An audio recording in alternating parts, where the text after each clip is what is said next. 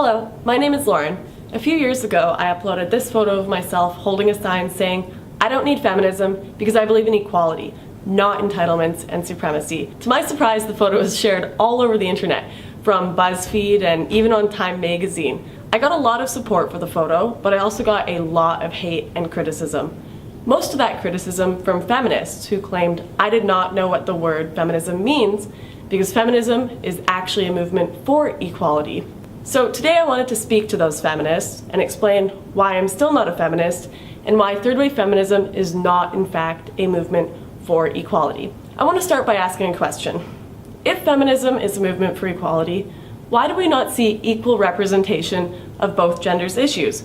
And why do we not see feminists complaining about benefits that women have over men in certain situations? I bet very few people watching this video right now know that around 100,000 to 140,000 males are raped annually in US prisons. This is more males raped than females in the US annually, yet feminists remain silent on the issue.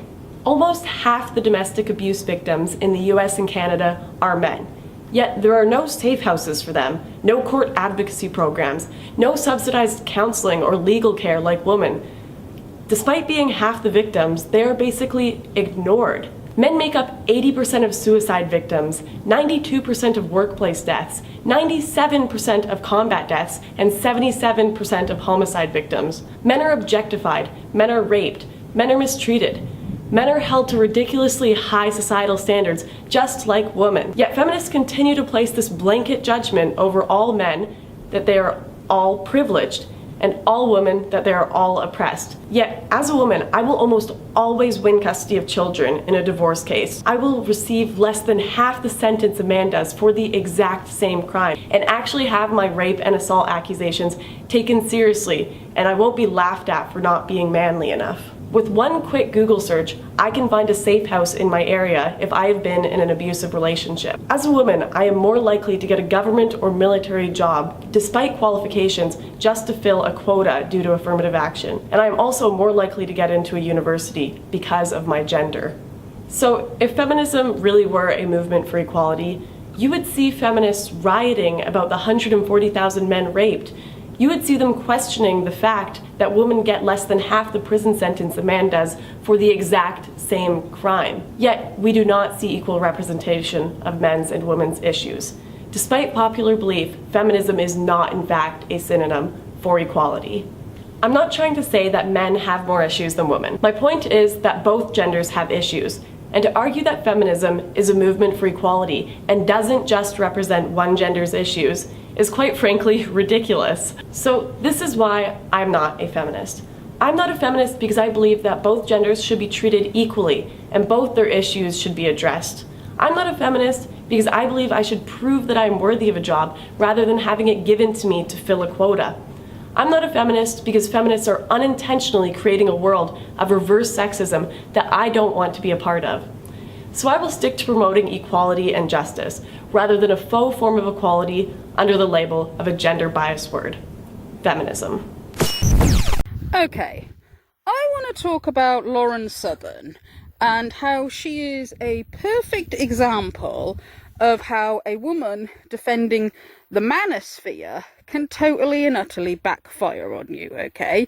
And just to be clear here, when I say this, I am not saying that women shouldn't defend men, okay? There is a difference here, right? Because a lot of the manosphere like to sort of make out that they represent men. They are literally a voice for men, okay? And I'm going to make the argument here that actually they don't represent most men. They don't speak on behalf of most men.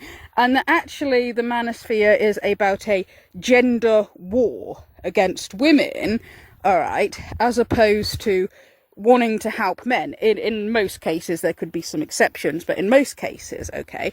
And Lauren Southern, I've wanted to talk about her for a while, actually, because she is a perfect example of what I'm talking about, okay. And she's a perfect example about how if you're a woman and you sympathise with men's issues, the manosphere, they will not show you the same sympathy If you go through trauma as a woman, particularly if it is at the hands of men, they will not show the same sympathy that you show towards men, okay? And actually have my rape and assault accusations taken seriously, and I won't be laughed at for not being manly enough. And actually have my rape and assault accusations taken seriously. And actually have my rape and assault accusations taken seriously. If you go through trauma as a woman, particularly if it is at the hands of men, all right, they will not show the same sympathy that you show towards men, okay? Like, yes, I do think women absolutely should sympathise with men that are victims of rape. Women absolutely should sympathise with men that are victims of abuse and domestic violence, okay? And, well, all issues, all right? But the Manosphere, in particular, they are about just trying to sort of say that like men are the good gender, women are the bad gender. We should defend men if they're victims, but also if they are the villain as well. And we'll have absolutely no sympathy for women whatsoever if a woman is put through horrific abuse. Almost half the domestic abuse victims in the US and Canada are men. Yet there are no safe houses for them, no court advocacy programs, no subsidized counseling or legal care like women. Despite being half the victims, they are basically ignored.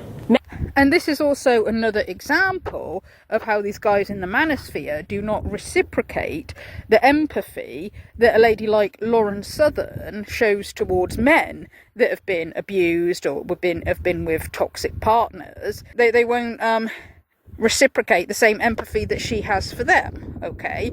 You know, like, you know, right from the start, when Lauren Southern got famous, like, she would talk on subjects about, like, there not being enough help for men that have been abused, so, and will sympathise with men that have been abused and mistreated by women, but, like, when it's a woman who's been mistreated, they always go for the, oh, it's your fault, you chose him. For Southern, the big problem that she has a credibility issue, and the credibility issue is self-imposed. It's not a credibility issue due to external factors that happened to her. It's credibility issues due to the actions that she herself took. I don't think that the right pushed you out because you weren't good enough. I think that the right pushed you out because of decisions that you made, which led to a credibility problem, and that most of this is just cope.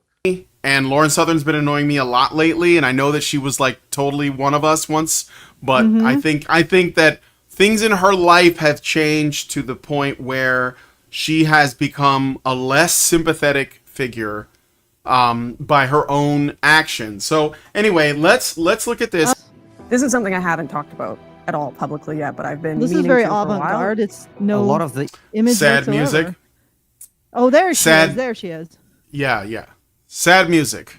All right, but let's play the rest of this trailer. So we got sad music, violins, Lauren Southern saying, I've never told anyone this before.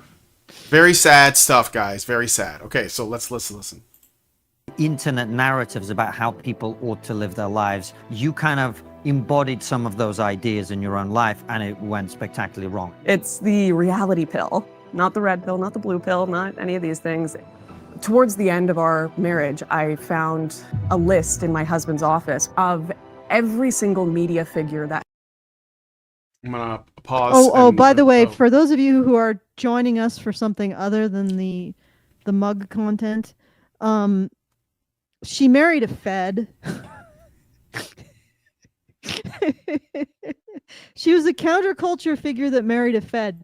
You know, I guess she was really capturing that kind of Romeo and Juliet across enemy lines kind of quality there. But it didn't work out apparently. But she's not in jail, so that's interesting. Yeah. Womp. But her life was still really hard, guys. And this Fed she married, totally an example of what the red pill / manosphere / right is all about. The Fed that she married. I'm serious. That's her That's her whole, like, I had this bad experience with a federal No, I'm agent. trying to- This means that all the people on the right, the Manosphere, the Red Pill, etc., they're all the problem because I fucked up. Right. Yeah, well, I mean, but I'm just trying to get through the logic of I married a federal agent, something, the Manosphere. Right.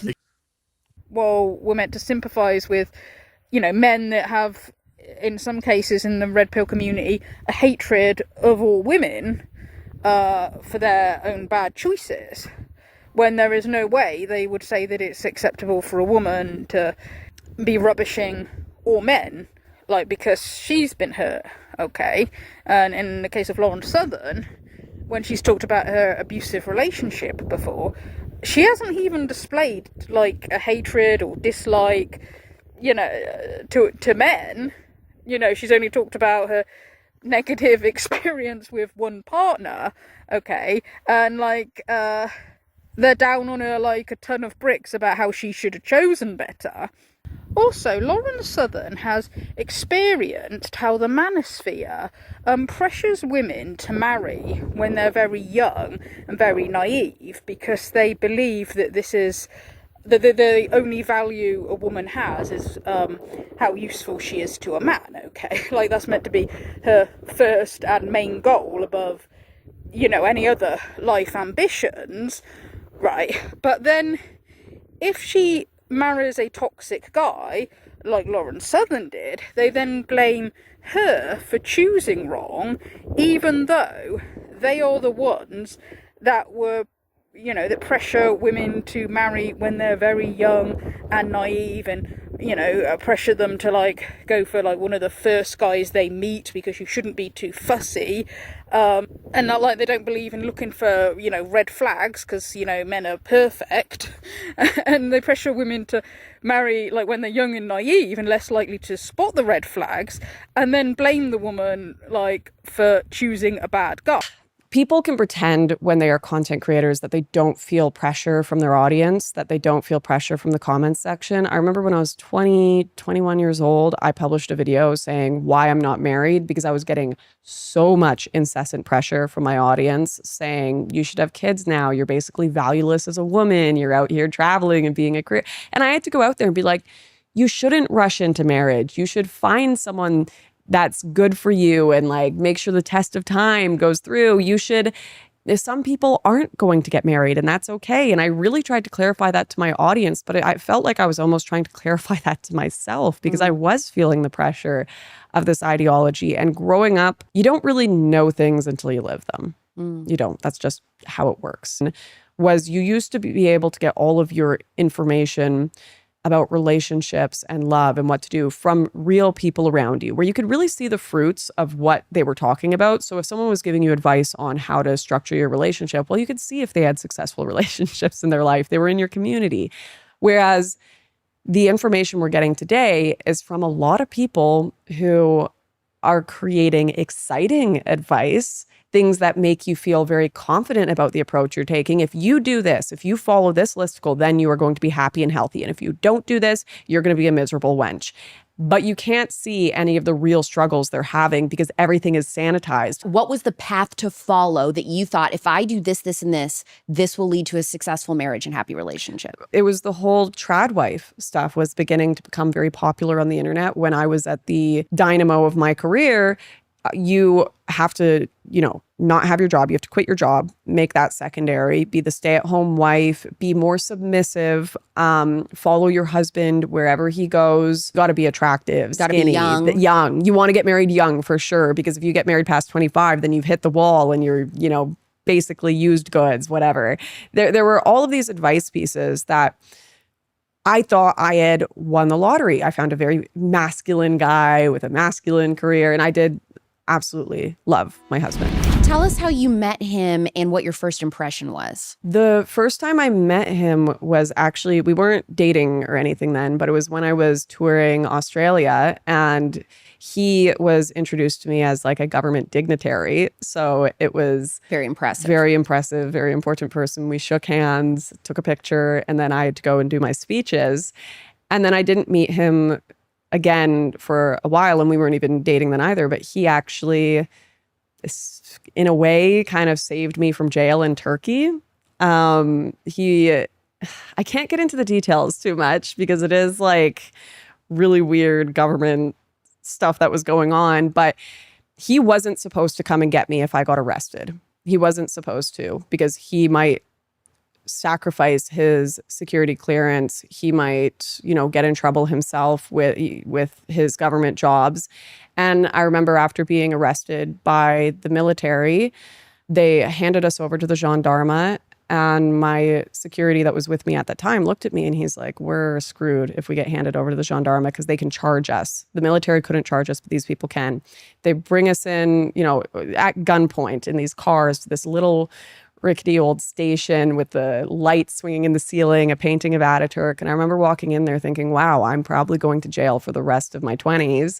And then seeing he wasn't my husband at the time, but my husband waiting there after he was supposed to cut and run and leave me, and thinking, oh my goodness, what an incredible man. Mm-hmm. And how soon were you married and pregnant? We moved very quick. It was like we had known each other for I guess I'd met him 8 months beforehand, but we only dated for 5 months. What did your ex tell you that he was looking for in an ideal relationship? So this is something I think about a lot also, because I spend a lot of time online talking about what I wanted. So if you wanted to date me, you could go look up exactly the things I would want to hear. You could go look at my Twitter timeline, my YouTube, and he told me everything I wanted to hear.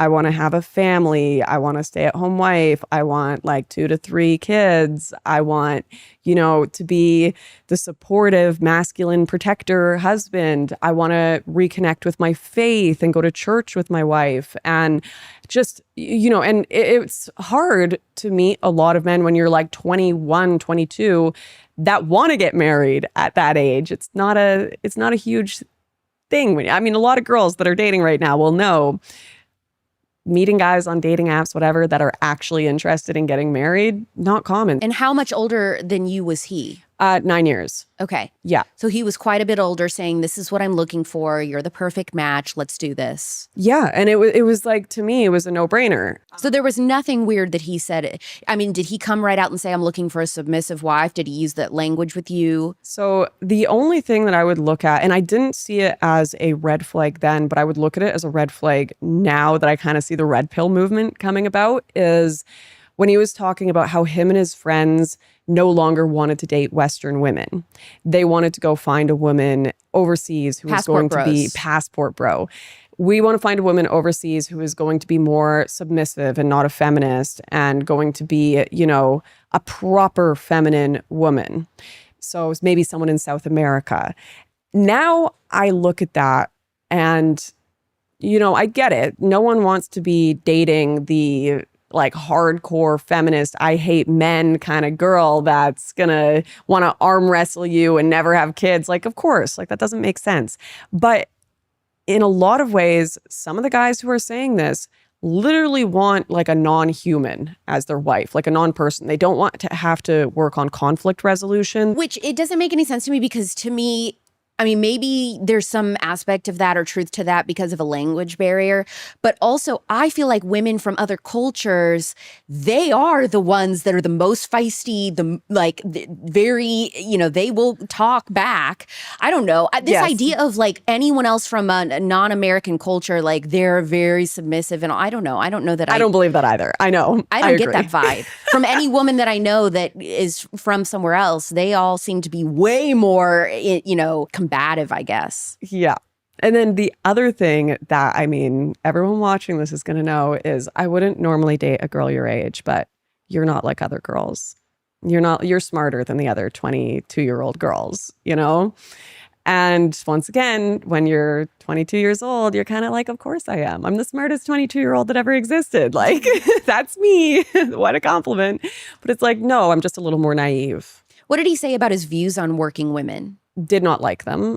Didn't think that was a good, which was funny. This has always been a strange thing about my career is I tend to like more conservative men that tend to have these more traditional conservative views, but then I have a massive career where I'm traveling the world, and there's a contradiction there. There is a contradiction there. So I'm like, okay, you really like me because of my career. You think it's amazing, but then you also dislike working women. You think it's kind of a feminist thing, but also, do you really dislike working women? I don't think so, because when I eventually did get married, I was constantly lambasted for not earning money, for being useless. Like, why you're not contributing enough. And I'm like, whoa, like I thought you wanted this. And so having this idea of, women in the workforce is bad, but then I quit my job to get married and be a mother, and then suddenly I'm useless and not contributing enough financially to the household. It's like a lot of, I think this is where the trad stuff can have reality and online ideology collide. Is it really practical for one person to be supporting an entire household nowadays? In a lot of cases, not really. And it can be extraordinarily stressful for men to have that burden on their shoulders. And I think when men face the reality of it, they're kind of like, okay, actually, it would be really helpful if my wife was still working right now. It would be really helpful if you had an income, even if it's just an online job, whatever it is. So it's like kind of trying to make a square peg fit into a round hole, where it maybe would have been even more beneficial had I been the main earner and pursued my career, and then he was kind of supportive in the background. That might have worked better. But because there was this ideology in mind of, no, this is what a marriage is supposed to look like, this is what gender roles are supposed to look like, it became presentation over practicality. And that really hurt things, in my opinion. I think every woman a little bit, maybe not every single one, but definitely me, every woman a little bit wants to be able to be in her feminine. And that's why you were able to talk yourself out of your own intuition. Yes. I'm like, I want to be vulnerable. I want to give my whole heart to someone. And part of that means not trying to be the boss babe and question him everywhere, not trying to fight with him, accepting who he is, trying to forgive, radical forgiveness. And I had really mentally decided, like, this is my person. I don't want any other man, not interested. This is my person. And I'm going to do my best to love him for who he is. But, you know, a relationship is two people. It's both ways. And both of you have to be looking to improve yourself and grow. And if one person is under the impression that they're perfect, which I find this a lot with maybe other girls, like men will tell you, we don't change after 30. We don't change after 30. This is who we're going to be. So you either accept it or we can break up. And that was a thing that was used a lot, is whenever there was kind of a problem that arose, he would be like, okay, well, we're going to break up then. And that would create this like abandonment complex in me, where I was like, this thing that I have given up my career for, that I am, you know, this is the person I want to marry. This is the person I want to have kids with, or especially when I was already, you know, married and pregnant. I can't lose this. Like, I have to. It got really bad when I was pregnant. Okay, well, we're going to get divorced. So it went from me psyching myself out and ignoring red flags to him giving me literal anxiety of abandonment if I ever addressed red flags. And it no longer felt like I was even in control of my own destiny or my own ability to confront reality, because confronting reality in some cases of the way he was treating me or the decisions being made meant losing the entire idea that I had dedicated my entire political existence and ideology to, the nuclear family. This is what I want. I want to be a wife. I want to be a mother. I want to have this for my child as well. So if I don't accept the reality that he has given me, he's going to leave me. Did he say that he was a Christian? Yeah, Catholic. Okay. Yeah, which, you know, a lot of debate around there, but that's a whole nother podcast. Right. Yes. Okay. Because I was just curious like about we went that. to mass when we were Okay. together. Yeah. What were some of the ways that he strategically isolated you from your friends and family when you first got together? Well, it definitely began with like little subtle comments about how everyone in my work sphere was problematic, how I shouldn't talk to them. And don't get me wrong, like there's some accuracy there. There's a lot of problematic people within the political sphere. But it definitely became this thing where I was made to feel like every accomplishment that I had made in my life, my documentaries, all of it was horrible and connected to this horrible sphere of people. So I can never be proud of it. I have to kind of leave it behind, never engage with it. And it was really like the major one came around when I had just given birth. It was a week after I had had my baby, and he accepted a job in Australia. And he had promised, one of the things that I was like, wow, this is an amazing man, is he was like, I will move to Canada with you. I don't, because I told him I can't do a long distance thing and I'm not moving to Australia. I want to be with my family. I've been away from them for far too long, traveling the world, doing these films. I need to be in Canada with my family. And he's like, fine. I have made all the preparations to move to Canada and to be with you there. And we will live there, grow old there, everything. And I was like, wow, I've never met a man with such a like sacrificial spirit for love. That's incredible. But a week after I gave birth, he accepted a job in Australia without any conversation between us about it, and said, I will divorce you if you don't come to Australia with me. And it was somewhere where it wasn't even going to be near his family or anyone we knew. And when you've just had a baby, like, you need support systems. You need people to help you out. It's hard to tell if you have postpartum depression, all these things. There's a lot of factors that mean you need your family and support systems in that space. Did you share with your friends and family that he was constantly threatening divorce if you didn't do what he wanted? No. I was too nervous. I felt embarrassed. I felt ashamed that I was even in that position. It's the same sort of thing with Lauren Southern when she came out about her like abusive marriage. They're like, oh, but we haven't heard the man's side of things. Like, she gets to talk on trigonometry about what she claims happened to her, but we haven't heard his side of things.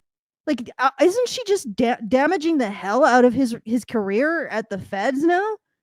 Like, they're gonna find out, oh, look, this guy, he believes in right-wing Sibylliths. You know, he wants a surrendered wife. Isn't that terrorism now? Like, and again, where does he get to say his side? I mean, I can't believe I'm standing up for a Fed, but really, doesn't he get to talk about what happened? Or does he completely silenced while she goes out and says all of this about their relationship and puts it on trial in public with him not being able to comment back? Yeah, sure, it's abusive if it happened. Does he get the opportunity to rejoin it? Is he going to get a spot on trigonometry to say his side? Because otherwise, this is just a star court of this guy. This is just basically holding court with one side, which is in of itself very, very unethical. In the Manosphere, when guys say that their ex-wife took them to the cleaners in a divorce, if she made false allegations, if she tried to stop him seeing the kids, if she was abusive, you do know that, like, when men tell those stories, we haven't heard the wife's side of the story. It's like we're supposed to assume every man who says that he's been mistreated by a woman is telling the truth, but like, what, women aren't supposed to like ever be like listened to or taken seriously? And this is even when these are women who have fought for men's rights, okay? And you know, Lauren Southern has actually done a lot to campaign like for men's rights. You know, she's gone to she's gone to like protests, like when there've been feminist rallies and stuff like that. She's gone and argued with them.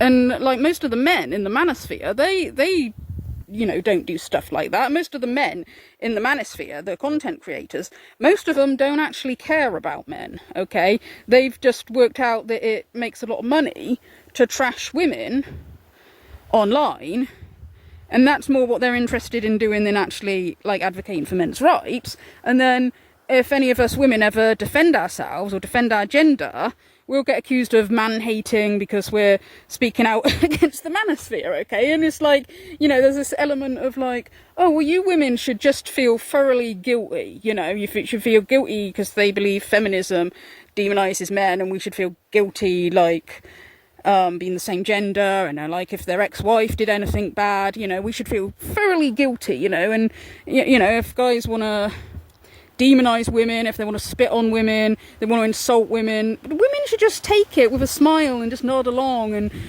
you know, we should be like Pearl Davis and agree that women are terrible, you know, because we should feel thoroughly ashamed of ourselves being born with this second X chromosome, this evil second X chromosome, right? So it's like, if a woman has been mistreated by a man, one, they'll assume she's probably lying, but then if they do believe her, they'll say it's her fault, she picked him, she should hold herself accountable. But then when they've been mistreated by women, they believe every single woman in the world should be held accountable for their pain. We all owe them a massive apology for how they've been treated by other women that are not us, you know. And there's that element, okay, and this is partly why they get like angry with somebody like Lauren Southern for speaking out against the Manosphere, because she's, you know, meant to shut up and take the abuse, right? But she's been hurt as well, okay? It's not just men that, you know, feel pain, because I honestly think some of them, like, they think women are sociopaths or something, and that, you know, I mean, they will say stuff like, oh, women don't have any empathy, and women are incapable of love. I mean, this is stuff we've heard from the red pill community, and I really do actually think that some of them think that women can't feel pain, you know. Again, when Lauren Southern came out about her abusive relationship, there was some guy on YouTube, and I don't even know who he is, because this isn't somebody I'm familiar with. This was some random person I was listening to, and he was saying he didn't understand why it was traumatic for Lauren Southern, because he said, like, if her husband really was as bad as what she said he was, well, surely she should just be glad to divorce him. And this is what I'm talking about. It's like they don't think women have any feelings. Like, don't think that, oh, she was in love with this guy, and to feel, you know, to fall madly in love with somebody and think that you've got your happily ever after and you're going to have children, you're going to have a family, and be in love. They don't think, like, oh, that's going to be heartbreaking, like, you know, when he starts becoming abusive. Don't feel that it's going to be damaging psychologically to live with an abuser, and about how, like, hard it would be to go through a divorce. It's like no, women don't have any feelings. But although I do think that it's actually the guys who say this stuff, I actually think they're the ones that are kind of void of these emotions, and that's why they don't understand, to be quite honest with you. Yeah, so this is what, like, makes it harder for women to stand up for men's rights, okay? And again, like, I do think women should stick up for men. Like, there are many good men out there that deserve support and deserve to be defended. But the trouble is, if you stick up for men, say, like, on social media, on YouTube, what you attract is the Manosphere and red pill community. And they will not sympathise with you, right? And I'm not saying that men's rights activists should be, you know, talking about women's issues, or the Manosphere should be, you know, talking about women's issues, or I'm not even saying that they should be showing a lot of sympathy for women's issues, because I understand that, say, like, men's rights activists are for men, because there's already, like, you know, more support in our society for women. So, you know, having a community that's just for men, I think that's fair enough. But it's the fact that they will turn on a woman like a pack of dogs if she, one, defends herself against any of the hate, or if she says that she's been mistreated or abused by a man at all. They will jump straight to the abuser's defence. It's like their message to men is like, men, if you've been abused, mistreated by a woman or society, or discriminated against because you're a man, we're here for you. But also, men, if you are abusive to women and you treat women like absolute crap, we're still here for you. We'll take your side, because it's a gender war. It's not men's rights group. It is a gender war. It is about saying men are good, women are bad, okay? And, you know, it's like their message to women is like, you know, because it benefits men's rights to have more women on their side.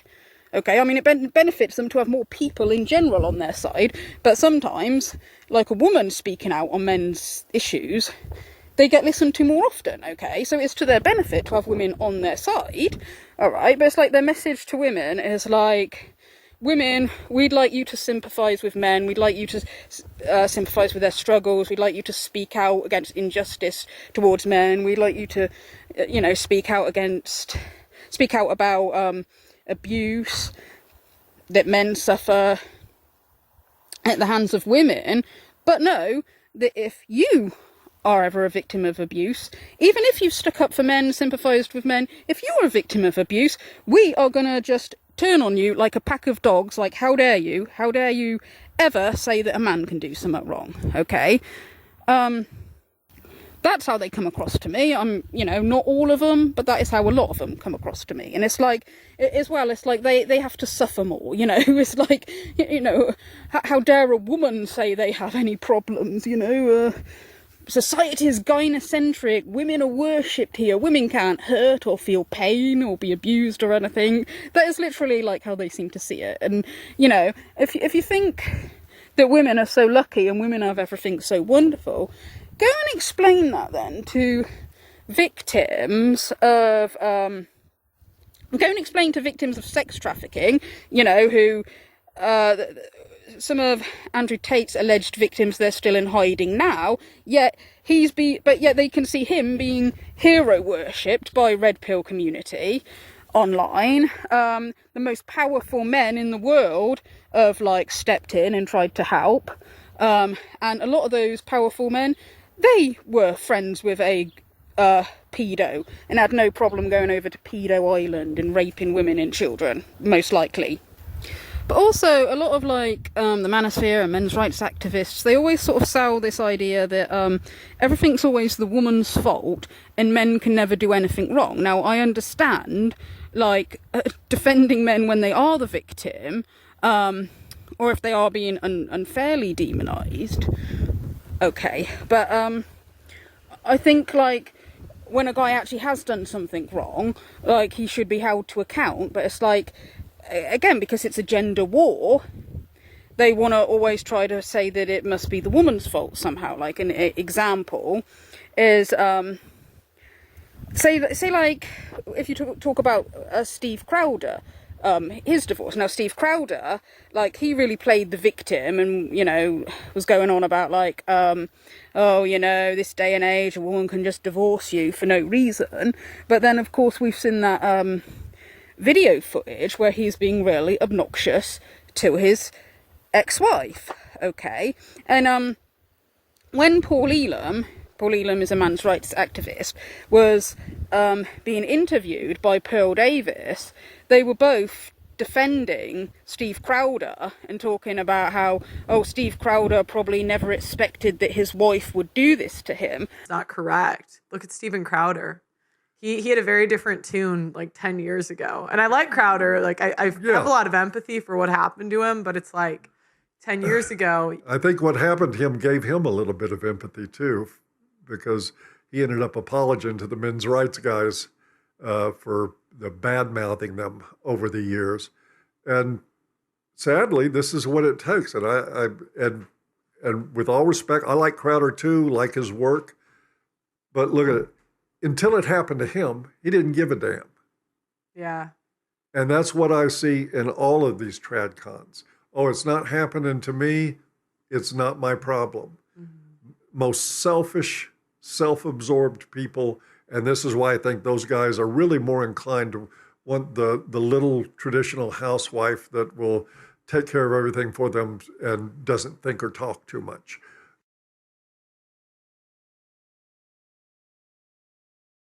Incredible. I think that was a big wake-up call for me, seeing these people who, when left-wingers had a little more critical thinking to say, wow, this is really weird, unhinged behavior, whereas these red pill people who purport to understand relationship dynamics, who purport to understand how males and females act, just man must be correct, woman must be wrong. Do I need any evidence? No. And a lot of people think I just said all this with no evidence. I have evidence. I have court documents. I have protective orders that judges have gone over and said, this is insane. You need a protective order against this person. So I don't know, the people who are out here criticizing and saying stuff like that, it's really been a shocking wake-up call for, I don't think I want anything to do with this space or these people. Do you think part of it... Okay, what am I doing wrong? women are always the one that leave relationships. They're always the one that are the problem. So I must not be treading hard enough. I need to tread harder. I need to tread harder. And anytime something bad happens, you have to go in a circular motion. It was like little bits of it. My husband leaving me and me begging him to do counseling, begging him to do co-parenting, and him saying, no interest in that. I need to go start a replacement family. I was like, wait, this isn't what I've heard on the internet. This isn't what is supposed to happen. Mm-hmm. Men don't do this to women, right? And then I think going to my lawyer and trying to figure out how to rebuild my life from scratch and realizing that I'm going to have to do all of the paperwork in order to move on. Like, he wouldn't do any of the paperwork. So I was getting punished on my taxes. I wasn't able to get any money back for having a kid. I was literally getting fined because I couldn't get divorced. He wasn't paying child support, anything. So even though he left me, my lawyer's like, yeah, you have to apply for divorce if you want to move on with your life. Well, that certainly got the wheels going of, wait, do 70% of women initiate divorces, or are a lot of women left with the paperwork because a man has to prove that he's paying child support in order to file for divorce when he's left? And I'm like, whoa, a lot of these even the stats, like, we got the numbers, they don't really check out when you look at the nuance of what it plays out in the real world as. And it was a long process. And then I think the last nail in the coffin was my friend Ella, her marriage falling apart, and a few other of my friends that were kind of living this life, because I still had the cognitive dissonance of, you didn't do it right enough. If you had not worked, if you had married a guy locally, if you had all of the critiques that I get online about this, that I swear people think I even thought about this. I've thought about it more than one can possibly imagine. And seeing that, wow, it didn't work out for them either, and they did all of these things right. Maybe I was wrong. Maybe I was wrong. But it was also very freeing, because I'm like, maybe I don't need to blame myself. I take responsibility for making poor decisions, but that's also just life. It's complicated, and all you can do is move forward and make better decisions with the information you've got. And it doesn't mean you're a waste of a human being, or, I'm a single mother. Okay, so what? Like, so effing what? I'm divorced. So what? What now? Okay, I'm nothing to the right. All right, I'll move on and I'll make great films on my own about something I care about. I'm not looking to appease anyone who thinks I'm inherently worthless, because life is complicated. And also, this will pass. People move on from stuff, and this will pass for you too. But it's very interesting, and I think very unhelpful, that you have people in the more right-wing spheres characterizing this as a single mother problem. It's usually characterized that way. Single mothers are destroying the West, destroying society. It's like, no, they're holding it together by a thread. They're the parent that is staying. At least the ones who, I don't think this whole parental alienation thing is as common as we pretend it is. I think it's a very convenient narrative for some men like my husband, who genuinely have rejected co-parenting and tell that to their friends so they don't have to live with the responsibility of what they have done. And if you look at the actual data, once again, 90% of cases where men pursue custody, they get it. So and in most cases, it's men who don't pursue custody, who aren't interested in it, that this is happening. And it was very shocking for me to learn all these statistics. And there are cases, let me be clear. I have a man that I know that I grew up with, I did classes with, much like my friend Ella, left with 3 kids and a farm, wife cheated on him, left the kids. Those cases are real, and they are horrific. And my heart goes out, single fathers, just as powerful, amazing as single mothers in holding that society together. But we need to have a conversation of accountability for anyone who is involved in abandoning a child. There's so much social pressure on women, and this, like, you're useless, you're worthless if you're a single mother, pathetic, used goods, all these different things. I just don't see the same amount of social pressure against men that abandon their kids, especially because there's nothing to show for it. You walk out, and the amount of girls I've found that are like dating a guy and then halfway through dating him find out he has kids that he's left, but he's never mentioned it. There's just not the same kind of social pressure. And I don't even know if social pressure is the answer, because usually shame and that, I don't think it helps that much. Maybe you guys are men. Maybe you have a better answer than I do for why this is occurring, why there isn't this, You know, shame is definitely the answer. Yeah. I'm serious. you think so? I'm serious. You had a child. How are you abandoning your kids? I don't care what happened in your relationship. You should be there to contribute to raising that child. Whose responsibility is it? We hear all these points from the red pills. Man is supposed to take responsibility. Okay, take your fucking responsibility then. That's what you signed up for. When you decided to have a child, that's what you signed up for. And if you didn't, you should be shamed. I have no problem shaming people like that. Sorry. End of interview. And this is what I'm talking about, how everything's always got to be the woman's fault and men can do no wrong, okay? If Paul Elam or anybody in the Manosphere had seen video footage of a woman being absolutely obnoxious and horrible to her husband, they would have just called that out as that she's a horrible woman, he should get away from her.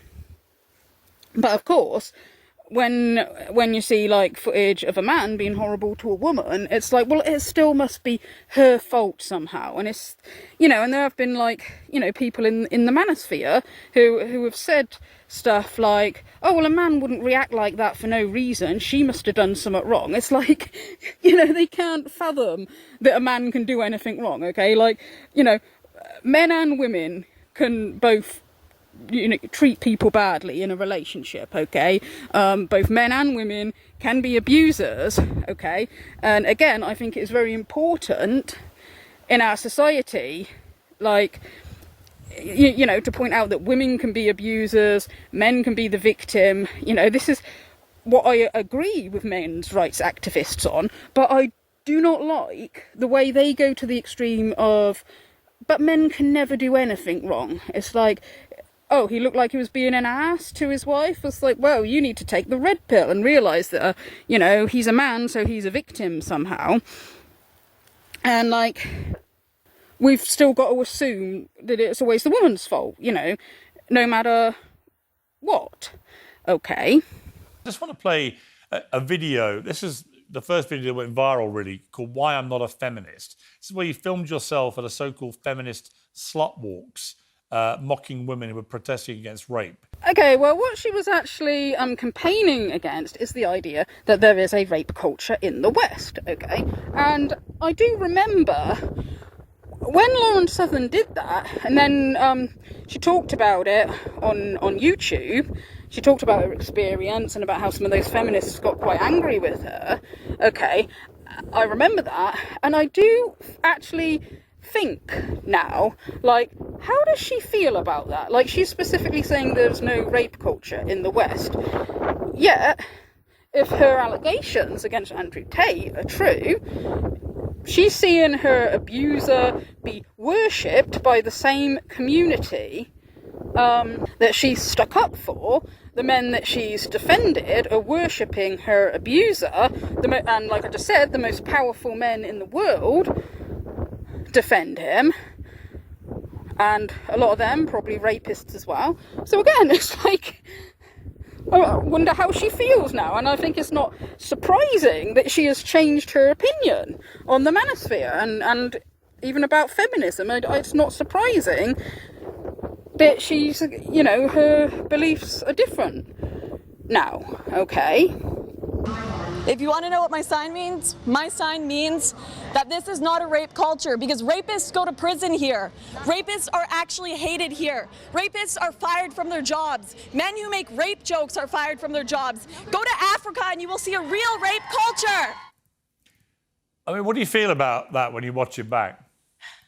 It's not often people have their 19-year-old thoughts immortalized on the internet. It's not that I was wrong about everything. Of course, there are men who are sexually assaulted. Of course, certainly in the era of woke, there were a lot of men just being demonized for no reason, for making jokes. I don't disagree with every opinion I had, but I don't think that going to these slut walks and having debates with people who are not prepared to talk about these issues, who are clearly, in some cases, you're running around naked in the street to protest something. You may not be in the best state of mind. This is not the intellectual discourse that's going to solve anything. It's clickbait. And that really was the beginning of these quick, on the street, 10-second clips of catch someone in their worst moment and we'll claim this is what all women are like. We'll claim this is what all men are like. I don't think that's productive to discourse. And I think it's really destroyed the online culture.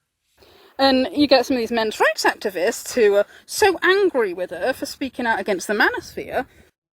Case in point is Lauren Southern, erstwhile anti-feminist warrior who for a short time did a lot of high-profile shit-stirring and poking of the feminist beehive.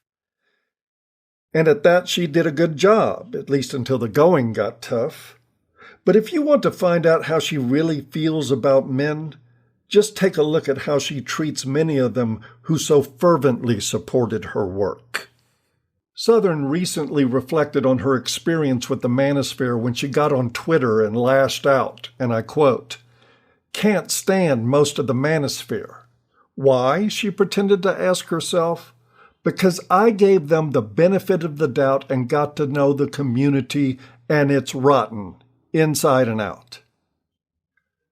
Unsatisfied with simply throwing a blanket of condemnation over an entire community, she goes on to promote a phony threat narrative that would make any feminist proud, advising young men to, and again I quote, "get out while you can." Save yourselves, young men, she pleads, undoubtedly all eaten up with concern about young men. And she adds in the instructive parlance of an irate librarian, "Criticizing feminism is fine. You can do that without hating women."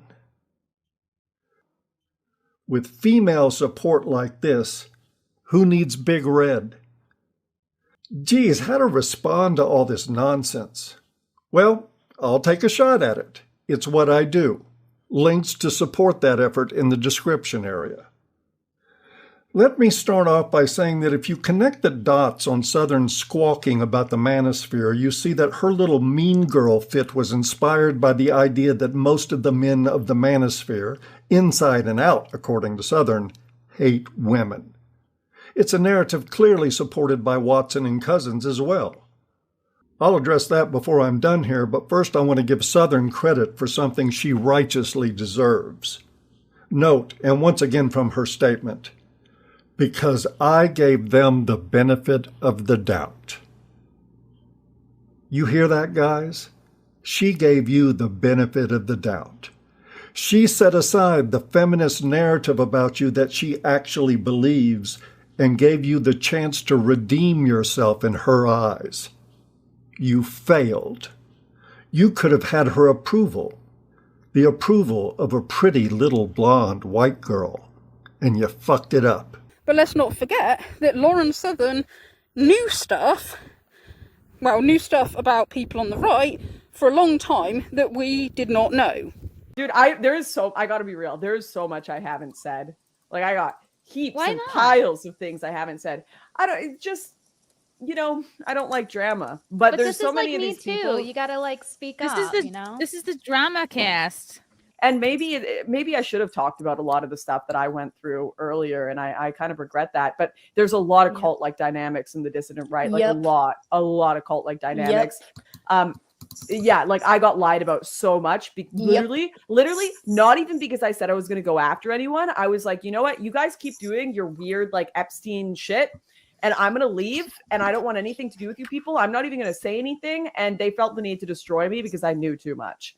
Dude, people are fucking human trafficking in the right wing. People are complicit in this shit. Thank you. There is so much going on behind the scenes that is sick and broken. And if they are terrified of people like me who know about it, they're terrified of me speaking up. And the only reason Lauren, I should we haven't just spoken make a up is documentary, because you they and have me? threatened my fucking family. So I have not spoken up, and I probably... You know, I remember having a comment on one of my videos where a guy had said, women's safety is prioritized over everything else, right? And I think, go and tell that then to the victims of Epstein, these victims who nobody protected them, and they're not going to see any of their abusers are likely to be put in prison, are they? Okay, and there's lots of, like, when it comes to men in power, okay, there have been lots of guys who have abused and raped women, okay, and this isn't me trying to say men are bad or men in power are bad. Like, I think what it is as a few people have pointed out, is like when you get to powerful people, very powerful people, there's more likely to be like psychopaths and narcissists and people like that amongst them. Okay, that's the issue with that. And I mean, dozens of psychologists will tell you that Donald Trump is a malignant narcissist. Okay, but the point is I'm getting at is like these guys just get away with it, right? And like, but the manosphere is very like, oh, you know, everybody just takes abuse so seriously, because everybody's geared up to protect women, but they're not looking at that side of things, you know, because I mean, I understand where they're coming from, like, you know, like, because like I said, when it comes to relationships, our society very much sort of, when they talk about abuse, they very much always portray like abusers as men, okay, and women as always the victim. When we're talking about physical abuse or mental abuse, coercive control, they very often display it as it's the man, you know, when, you know, women can be abusers, men can be victims. Or I believe if there is an incident of domestic violence in a home, police are more likely to arrest the man because he's the bigger and stronger one, even though it's not always the man that's the most violent. Okay, so I mean, I do understand where they're coming from with this when they say like, oh, our society is geared up to protect women. I understand where they're coming from, but they're not looking at the other side of it as like, as it when it comes to like men in power who have been able to get away with bad things, okay? And this is where I kind of think that the Me Too movement is a good thing, right? Because some people say, oh, Me Too has gone too far. Now, I think when it comes to sort of trying to stop any kind of abuse, I don't think it can go too far. What I think the problem is when they go down the road of demonising all men, okay? Like, who is to blame for, like, abuse is the abuser, okay? You know, it shouldn't be about demonising all men, and like I said, men can be victims as well, okay? You know, I don't agree with stuff like, you know, the man versus bear thing. I don't agree with that. However, this is the sort of thing, like, the manosphere doesn't actually help, okay? Because, like, I've heard Myron Gaines talk about, he's blamed women for being raped before, okay? He said, oh, it's always the woman's fault because she puts herself in that situation. Dragging the show, it's about if you're going to make a statement, back it up. The raping thing was wrong. Like, I just What didn't want part to was go back. incorrect? Which part was You incorrect? were basically saying like a woman should just say no right then and there and leave. Not Yeah, all they girls should. can do that though. Okay, but that's what they should do. That doesn't That's mean what they it's- should do, but not all girls are able to. Whose fault is that? Whose fault is that? Yeah. I'm guessing us women, right? And I know he probably says it to try and wind people up and get people angry, you know, but these are the same guys. If you were to talk about, you know, the man versus bear thing, they'll say that it's misandric for a woman to say that she'd prefer to be in the woods with a bear than a man, all right? And also when they've had women on the Fresh and Fit show talk about how they have to, how women worry about sexual assault and how they have to protect themselves, Myron has actually said, oh, well, that's because feminists lie to you and tell you there's a rape culture. He's actually said that, right? But then he's the first to blame the woman if the woman gets raped. And it's like, what do you call that, Myron? When you actually have rapists on your show, Charleston White, Andrew Tate, Charleston White's actually bragged about raping women. We used to run trains on white girls. Choo choo. Robin Hood. We used to do it without permission. So it's not like she came over and said, "Hey, I want to sleep with all you guys." Yeah. We said, "Hey, man, that white girl like you. Get over here." And then we put. Oh yeah, shit. Yeah. We just come in with dicks out. Oh shit. Yeah. Oh. Yeah. She. We might have to go on Twitch. Yeah. Okay, Twitch. Yeah. Yeah. She. We might have to go on Twitch. Yeah. Okay, Twitch. Yo. Hold on, homie. You gotta think about it. We're kids, right? We're kids. Yeah. Yeah. Because not only it was a different era. It was a different time. Yeah, that was a culture trains? back then, unfortunately. Okay. And Andrew Tate, you know full well, has raped women. And you host these on your show and support these guys, but then tell women that it's their fault. Now, what would you call that? Okay? I would call that a rape culture that you're, like, pushing. Okay? And I know that most people's attitudes aren't like mine and games, but I'm just saying, these same guys that are offended by this are the ones that push this, okay?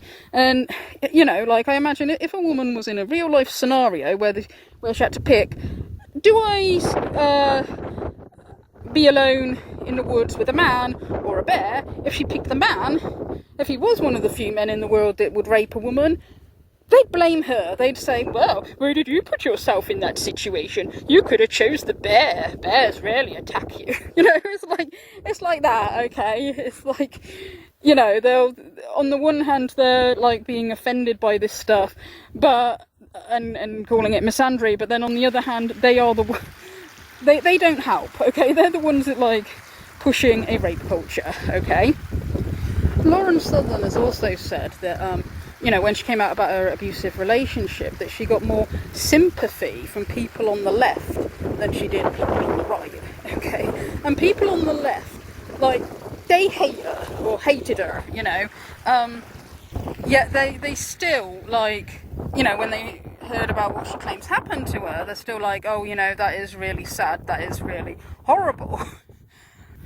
But there's more people on the right who, you know, always defend the men, even if the man's in the wrong, always blame the woman. Oh, if your traditional relationship didn't work out, it's because you chose him. It's like, well, you're the ones that tell women to choose a man like when she's about 20 years old and still young and naive, so not had experience and, like, you know, spotting signs that somebody could be toxic. And you're the ones that tell women not to be fussy and also make out that men can do no wrong. So basically, you can't even give like women advice on like you know, signs that, you know, somebody could be toxic, right? Because it's like, then it'll just be seen as like, oh, you're man hating, even though like, you know, signs could be for man or woman. But yeah, and then the right ask questions like, why are we not so good at appealing to women? Why are more women voting left? It's like, gee, I don't know. Why don't more women vote for woman people? Okay, alright, it's not all of them, but, you know, I always had the opinion that you shouldn't really, like, judge people on their political beliefs. I mean, I'm not particularly into politics, and I've always thought that a lot of people seem to treat their political beliefs almost like it's a religion, you know, like people on the left thinking people who are right-wing are all bad, and then people on the right thinking people on the left are all bad. Okay, and I've always thought, like, you know, you should judge people as individuals and not judge them as on their political beliefs, alright? And I still do believe that, but I have, you know, lately got more of a negative attitude of the right, to be honest. It's like, you know, and you know, they're saying stuff like, oh, we should take away women's right to vote, and it's like, and then they wonder why not so many women vote for them. You know, it's like, are you stupid or something? It's like, you're going to come out with medieval views like that, and then wonder why, and then when women don't vote for you, you're going to be like, oh, well, it's because women lack logic or something like that, when it's actually them, okay? Again, not all of them, but a lot of the propaganda from the right, that is what is putting women off voting for them. When Lauren talked about how at one time when she was in an abusive marriage, things got so bad that she claimed that she idealised dying, okay? And this is the response she gets from people in the Manosphere. Absorbed and promoted. I had this delusional view of relationships and only women could be the ones that make or break them, and that men could do no wrong. So she didn't spot the red flags, even as they grew more extreme. He'd lock me. All right, now let's go to the next one. He'd lock me out of the house. I remember having to knock on the neighbor's door on a rainy night because he'd get upset and drive off. Wait, hold on. He'd lock me out of the house. I remember having to knock on my neighbor's door on a rainy night because he'd get upset and drive off without unlocking the house. It was very strange to go from being this public figure on stage with people clapping to the girl crying, knocking on someone's door with no home to get into, being abandoned with the baby. Now again, what would draw a man to do this? And these are the questions we have to start asking. He definitely found evidence of something. Why didn't she have a key to her own house? And the more you read the story, the more it sounds like she was cheating or talking to a lot of men. As she tells it, if the nightmare began in earnest when he was offered a work opportunity in his home country of Australia, a few weeks after the birth of their baby. He did not want to leave her support networks behind, but he used the political and religious importance she placed on lifelong marriages as a lever to force her to agree. Whenever I wouldn't do something, he would say, I'm going to divorce you. So she felt she had no other option. She assented. He also insisted she should publicly quit work. His work required a high level of government security clearance. Yeah, so she married like a Fed. Why would that be a good idea, guys? Why would it be a good idea? If your work values privacy, why would it be a good idea as an influencer to marry a guy? I mean, if that's what you like to do, why would you marry okay. They said you wouldn't marry a Fed. Well, I mean, it just doesn't seem like that would be a good match for, if she liked her influence and stuff, like, why would you marry it? Anyways. She was banned from entering the UK. In their early giddy romance, this had felt manageable. When she moved back to Australia, he really wanted to go back and do his old work. And Southern was a hardcore liability, so the pressure was on. It was like, Lauren, you got to hire lawyers, you got to disavow everything, you got to never talk publicly again. So in 2019, she announced she was leaving the media and activism altogether. As Southern tells it, she was sincerely trying to put into practice the ideology she promoted in her videos. I believed I had a certain role in my relationship, she told me, and it was to be more submissive, the more submissive one that supports my husband's dreams. Then, thousands of miles away from friends and family, she reports becoming the closest thing to oh my God. She did not say this. The closest thing to a modern day Western slave. Really? Oh my goodness. You compared yourself to a slave? Truly. I wish some of these chicks could talk to people from third world countries, or that served in the military, or did some actual hardship. With no income of her own, she had to do everything.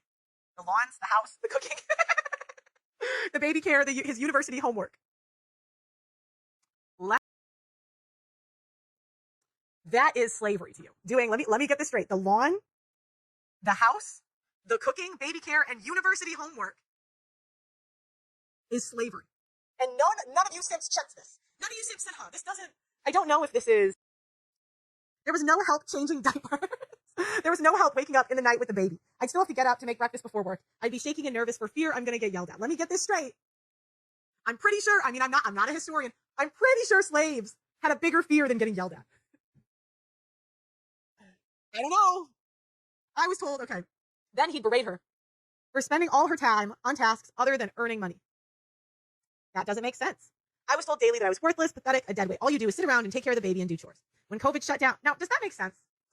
I have never in my life had a guy say to me, all you do, I've never heard a guy say that to his wife, or, I've heard a lot of men complain about relationships, and, I've heard their complaints. I have never heard a man say, my wife does too many chores and takes care of my kid too much. Her situation became hell on earth. It was, she said, the only time in my life where I idealized dying.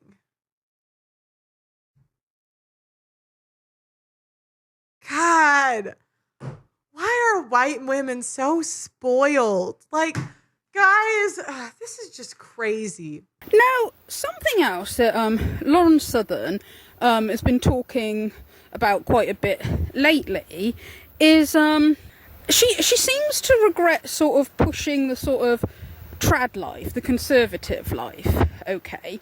And it's kind of a bit fake. And definitely this is another big thing with the kind of trad sphere. And it's just, I know so many people that are living this life where they're posting the family photos, where they're posting the sour bread baking, we're the happiest family on earth. And then you'll have these private conversations in like the dead of night where it's all hush hush. And it's like, he told me I should kill myself again. He told me he hates me. He told me he's seeing another woman. But none of it, it's like everyone is so embarrassed of having these real, or the other way around. There are men in these positions too, right? Where their wife is like doing something horrible to them. And there's so much pressure to keep up appearances because otherwise it's like you've failed. You have failed at what your life is supposed to be. And now you're just another one of those degenerates. What kinds of things would he say to you when you were fighting? A lot of you're dead weight on my life. Like you're useless. All you are is dead weight to me.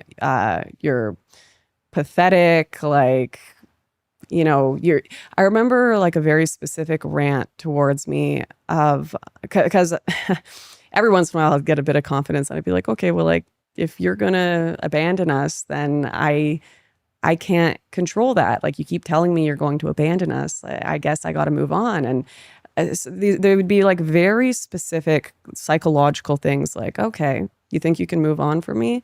You might find another guy that's better, but in most cases, you might find a guy that's more abusive. He might beat you. He might be horrible to you. Good luck with that. Like very calculated kind of comments to kind of mess me up psychologically.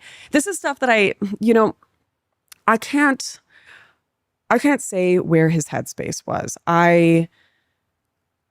He is someone that I still love. He was my husband, right? I still love him. I can't be in contact with him because of the way that he treated me and treated us, and also because he abandoned us.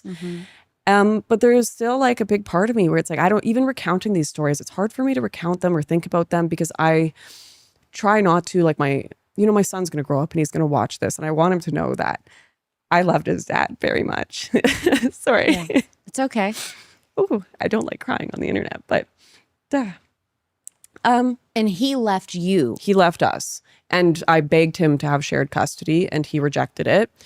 And I don't know why. It seemed so unnecessarily cruel. I was living with my parents, trying to, just pick up the pieces of my life and create a good life for my child. And I didn't understand why the cruelty, why he would do this to us. How long did the marriage last? It was only a few years. Yeah, only 2 years. Do you blame yourself for your marriage ending? Yes and no.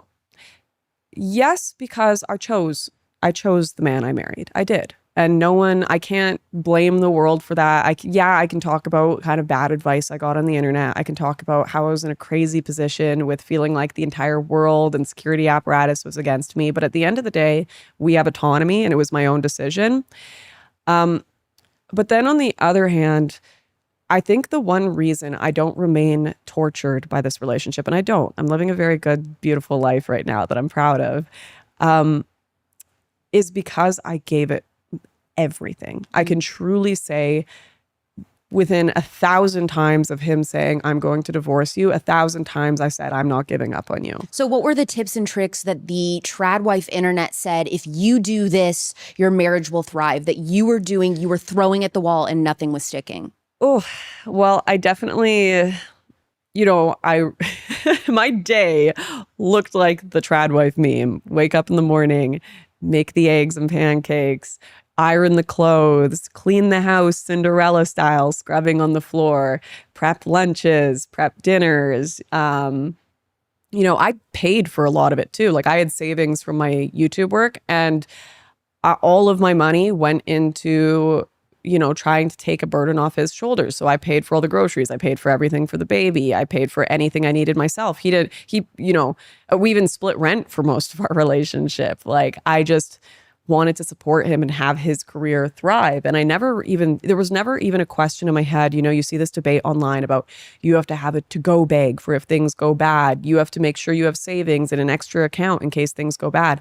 That was never a question in my head. So I was just like, why wouldn't I give him all my money? Why wouldn't I give every part of me, give up my career, all of it, because this is forever. This is for life.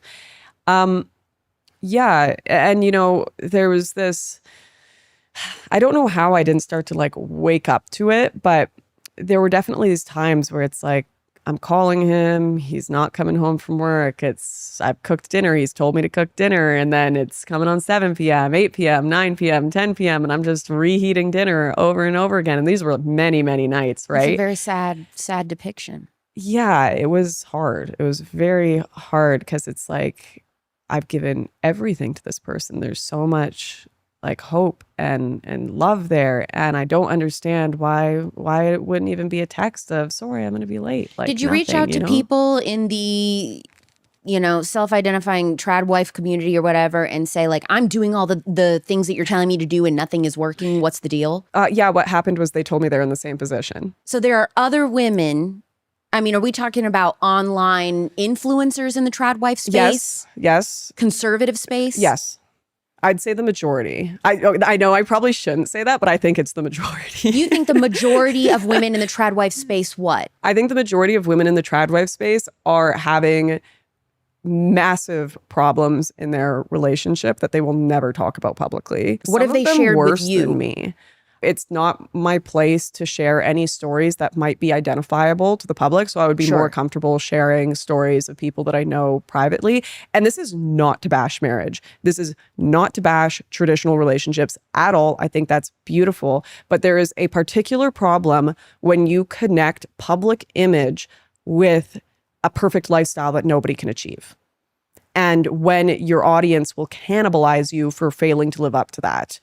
In the real world, this is probably one of the best systems we have is the nuclear family, marriage, kids need two parents. I believe that more than anyone. That's why I fought so hard for my marriage, despite, my husband trying to leave us so much and, calling me names and all this kind of stuff. But it's imperfect. The application is always imperfect. We're human. And when you have people that are having to live a dual life of, look at this perfect life I have, and my income is dependent on looking perfect, that causes a lot more problems than I think the average person in these situations. And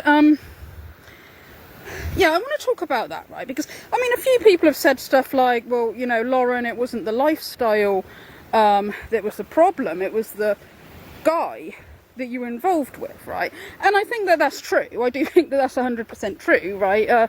If a husband was an abuser, he was going to be an abuser regardless of whether she was a stay-at-home mum or whether she had a career, whatever she did, it was the guy that was a problem. I do agree with that, but an issue I take a bit with the Manosphere, right, is they talk a lot about the dangers of marriage and divorce for men, okay?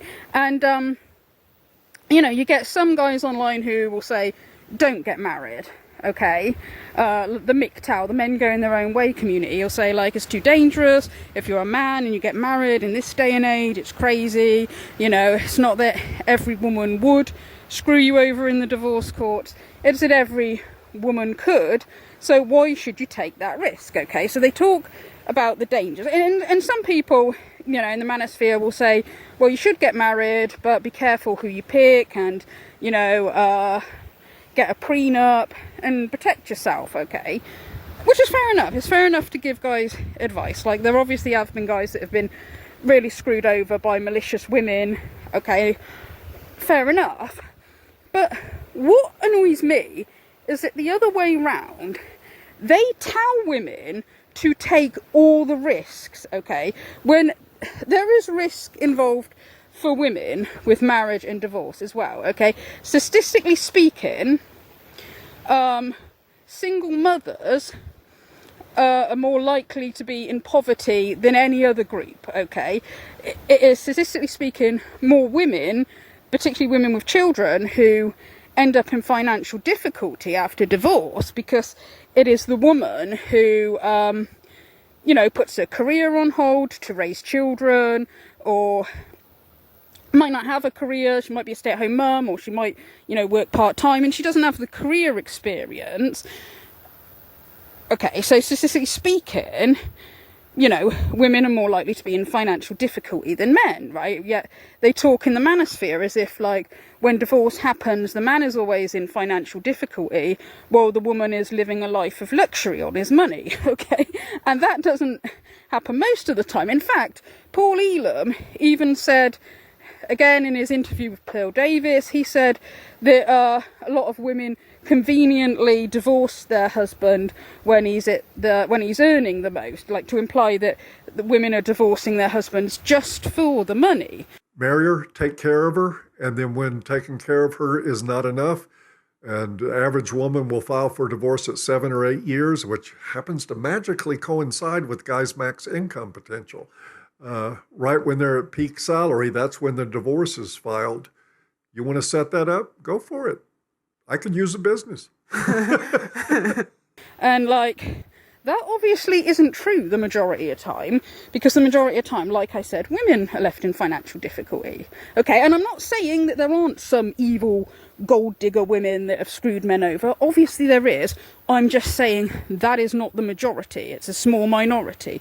Okay, now also when it comes to abuse in relationships, both men and women can be abusive, both mentally and physically, right? But statistically speaking, more women get killed by an abusive partner than what men do, okay? Women die every week at the hands of an abusive partner, alright? So it's not that there is no risk for women either, alright? But they will, in the Manosphere, they'll tell women to get married as soon as possible, when they're as young as possible, when they're kind of naive, so less likely to see the red flags of a toxic person. And they'll tell women, like, don't worry about your career, or, you know, feminism has brainwashed women for putting their career before having children. And I've even seen at one time on X, there was this like meme going around where, like, because they were taking the piss out of women who, like, some women, if they've got degrees and then they've taken a photograph of themselves with their degree and they posted it on Twitter, for some reason this was annoying men in the manosphere, you know, again, women showing off, they don't like, but, you know, men showing off, that's alpha male apparently. But anyway, they were annoyed at that, and there's this like cartoon meme going around, like showing women, and instead of like having babies, they were like pushing their degree around in a pram, or taking their degree for a walk instead of, you know, walking with a child. You know, it was, I tried to find the meme again to show you, but I can't find it now. But anyway, it was just taking the piss, saying that women are more interested in having degrees than having children, right? When obviously we're talking about very young women at that time, all right? So they're sort of, they kind of want women to not worry about education, not have any career goals, and they should be looking to marry as soon as possible when they're really young and have children, you know, really young.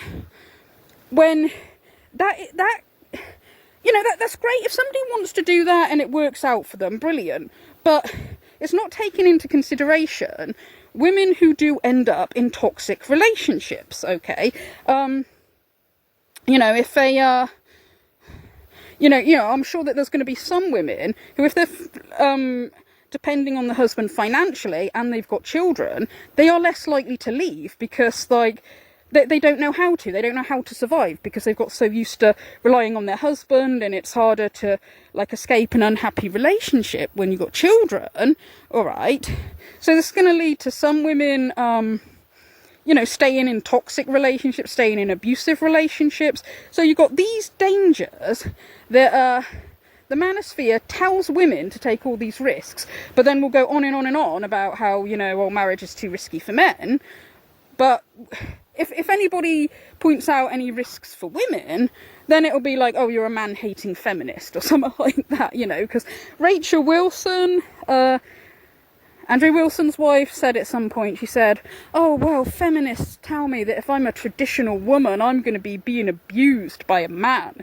And I kind of think, like, do they tell you that? Or are they just saying that in some cases, like if a woman did happen to be with a toxic guy, she's more likely to be trapped?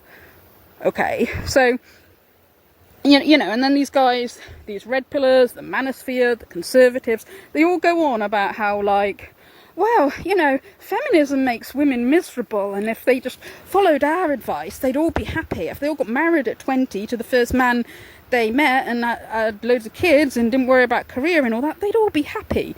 And it's like Lauren Southern has learned firsthand that, like, it can go horribly wrong, okay? So, you know, I want to point out, I'm not against the tradcon lifestyle or the, you know, women being the homemakers, men being the providers. I'm not against that.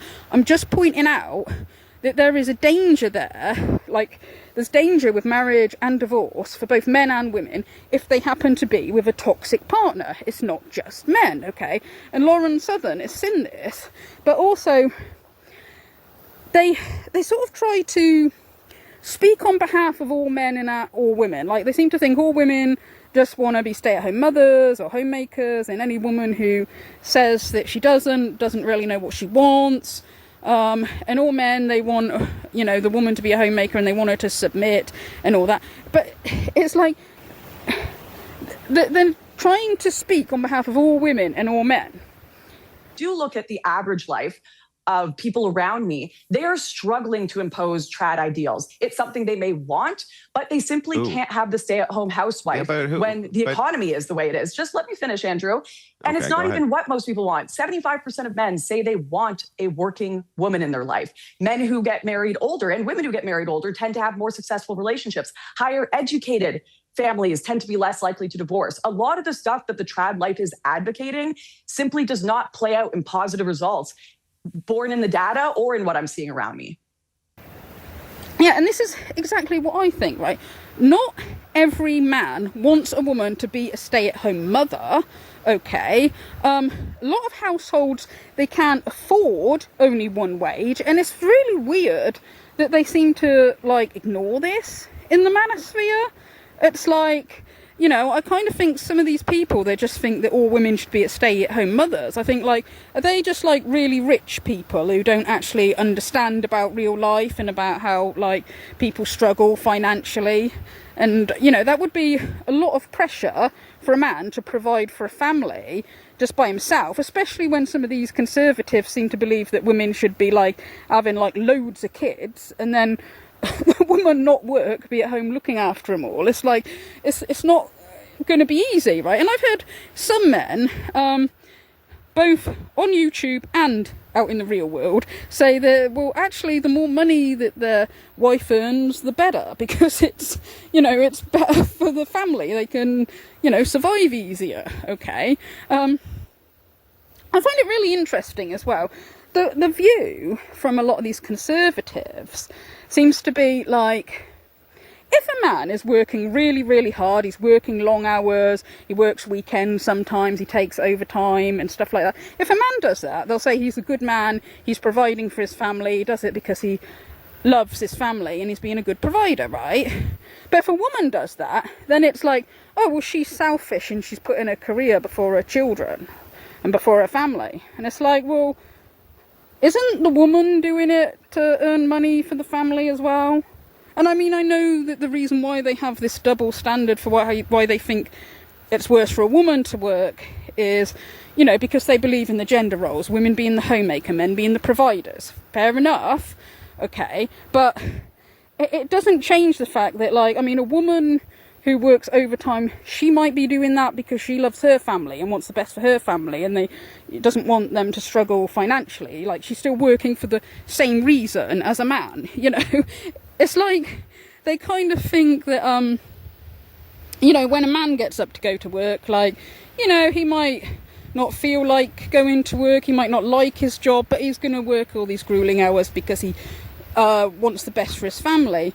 But if a woman, when she gets to work, oh, apparently she's leaping out of bed with joy, being like, yay, I get to go to work and be a girl boss, yay, I love my career, and thank God I'm getting away from the kids. It's like they seem to think she has that attitude or something. It's like, no, like, I think most people don't really love their job. Most people would probably rather be at home. Or when it does come to people who are workaholics, I mean, that can be men or women.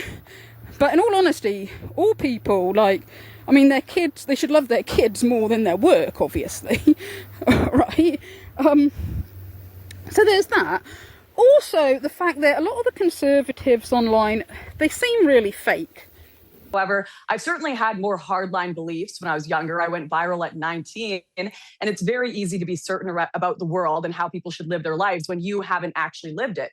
And that's a very popular formula to get lots of accolades online, because people want simple solutions. They don't want to actually have to look inward. They don't want to have to go through the complicated aspects of life where things don't always have a simple ABCD solution. We want to know it's either all women that are at fault for the problems with their dating life, or all men that are at fault for the problems with their dating life. And that if you just follow a certain code, a radical ideology, everything will go perfect. But that's not how reality works. And I certainly learned that firsthand.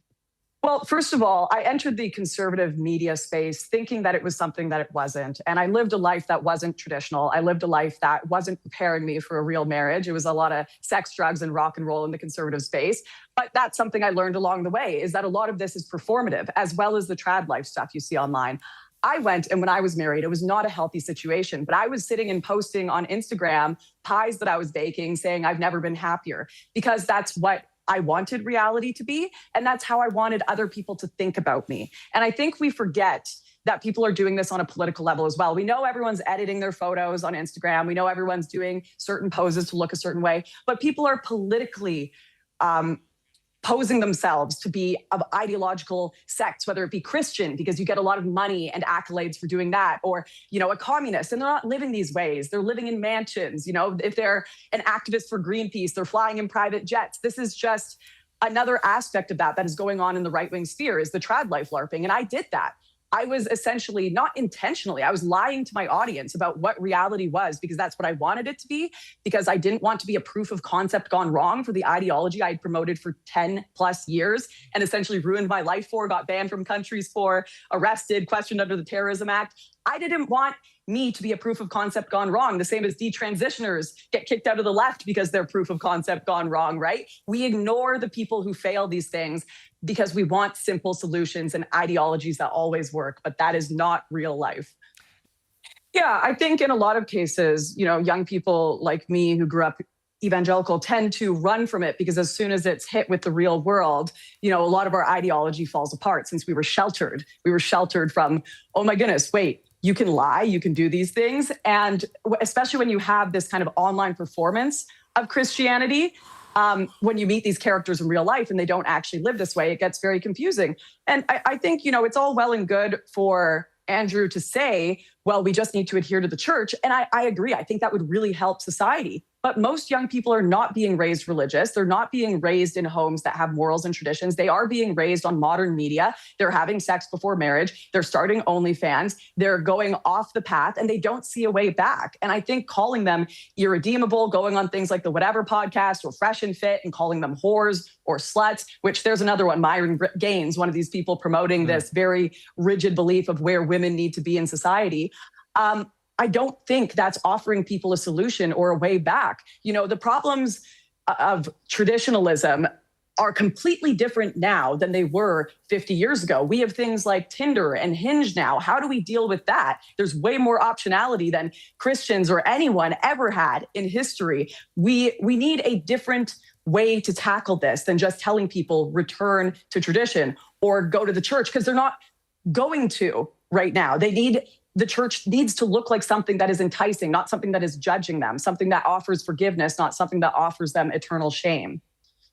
Andrew? Yeah, Here's brought him up, but I'm saying it's people LARPing as wanting to return to tradition. It's people LARPing as wanting to save the West. This is my issue, is the LARP that is going on online.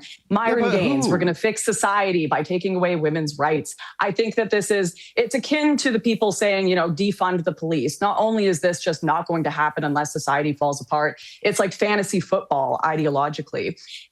I mean, for one thing, you get some of these conservative women who go on and on and on about how it's wrong for women to put career over children, but they are then career women themselves, and they have, they come across almost like they've got a girl boss attitude themselves, while at the same time trying to tell women that that's wrong, okay?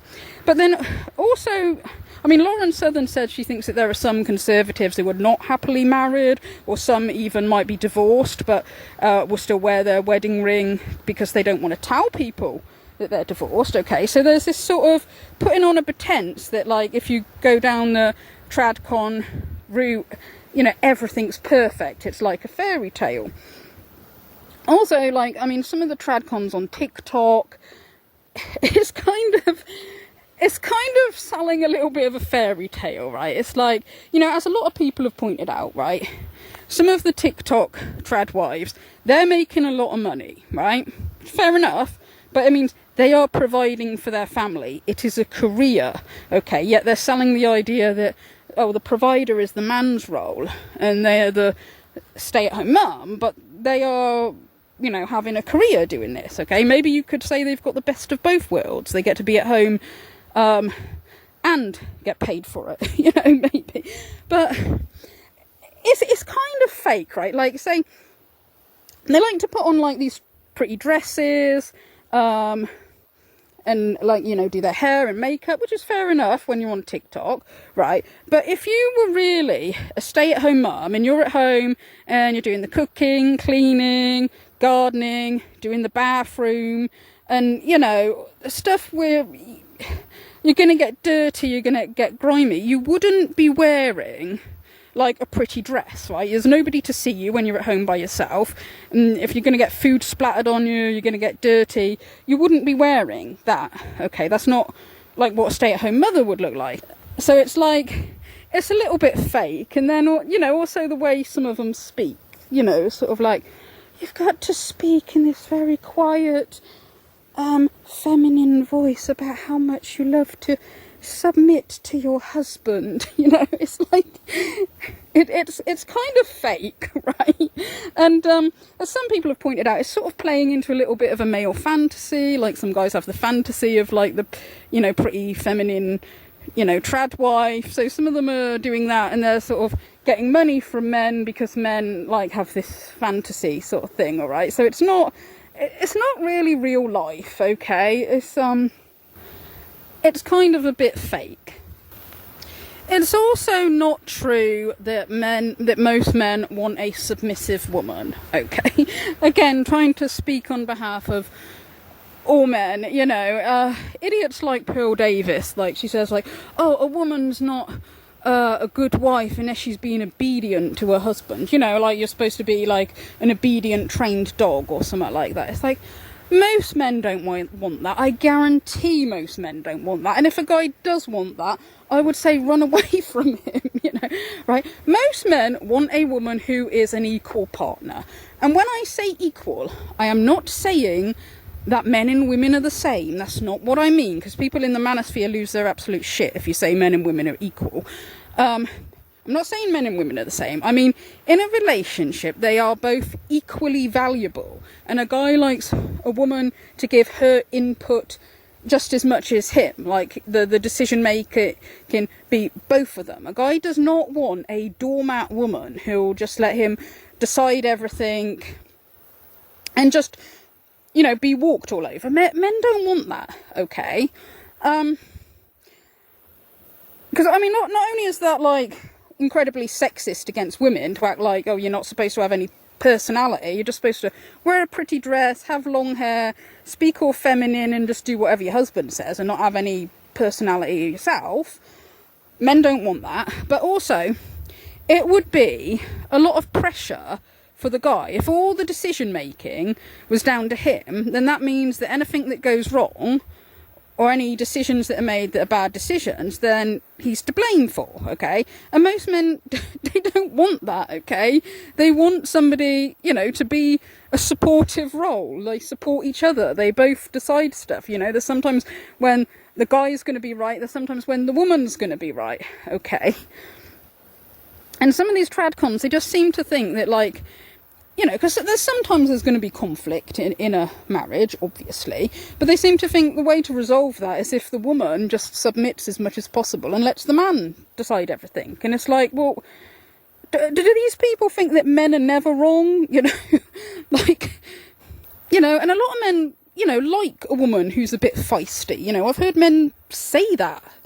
Some men, okay, they like a woman with a bit of personality. Alright, so this again, saying that women should submit, that they should be obedient, that they should all be at home, it's like they try to speak on behalf of all men, and all men do not want that. Yeah, well, I've got to bring it to an end. Let me ask you, Lauren, just two quick one-word answers. Do you still believe Andrew. Do you still believe in God, Lauren? I do believe in God, yes. Do you consider yourself a feminist now? I don't know what that word means anymore. It means the same thing the alt-right meant in the 2010s. It tends to be a word to shut down discussion. And what about... The term feminist is thrown around as an insult, okay?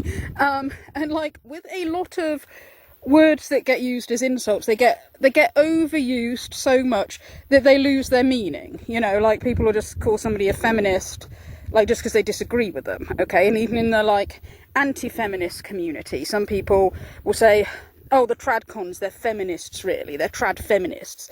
When, like, they're obviously not, because they're, like the tradcons and the feminists are sort of have opposing views and don't like each other. So it's like, even if you disagree with the tradcons, like I've disagreed with some of the tradcons, you can't just assign labels to people, like, without them choosing the label, or it just doesn't make sense, okay? So the term feminist get used so much in the manosphere, red pill community, as an insult, that it loses all meaning, right?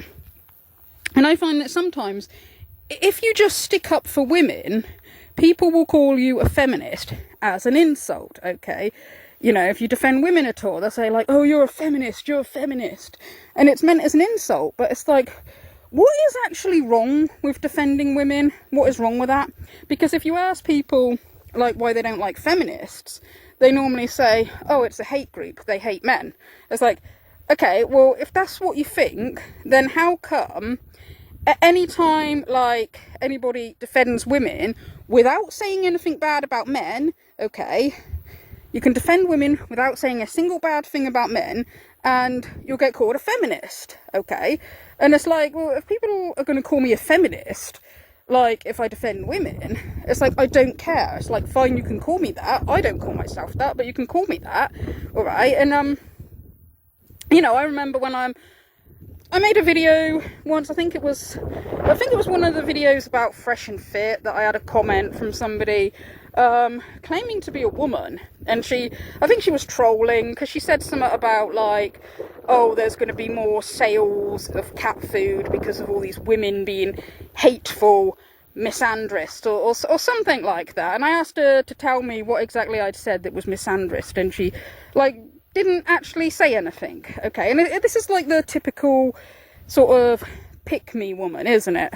You know, like she's sort of, you know, implying like, oh, well, you know, if you disagree with the Manosphere, if you disagree with Fresh and Fit, you're going to be single, and there's absolutely nothing worse for a woman than being without a man, you know, that kind of attitude. And it's like, you know, if you're going to grovel at the feet of men, okay, and be a pick-me, like, why don't you at least do it with decent men, you know? Like, I mean, Fresh and Fit, they host rapists on their show. They've had Charleston White, they've had Andrew Tate, okay, they're fine with the abuse of women. They sell the idea that women should, in a relationship, they should submit, shut up, put up with being cheated on, okay?